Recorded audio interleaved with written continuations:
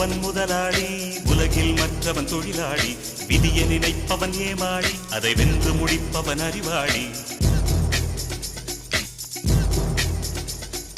ஒருவன் முதலாளி, உலகில் மற்றவன் தொழிலாளி. விதியை நினைப்பவன் ஏமாளி, அதை வென்று முடிப்பவன் அறிவாளி.